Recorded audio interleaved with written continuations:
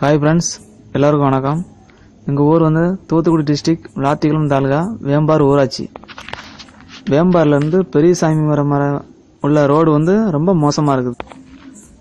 இதுக்கு இடையில 4-5 கிராமம் இருக்குது. இங்கே மொத்தம் எப்படியும் 50,000 மக்கள் வசிப்பாங்க. சாலை ரொம்ப மோசமாக இருக்கிறதுனால ஸ்கூலுக்கெல்லாம் சரியாக போக முடியல. ஸ்கூல் பிள்ளைங்க ரொம்ப கஷ்டப்படுறாங்க. பஸ் வந்து டயத்துக்கு தான் அங்கே இந்த வில்லேஜுக்கெலாம் வரும்.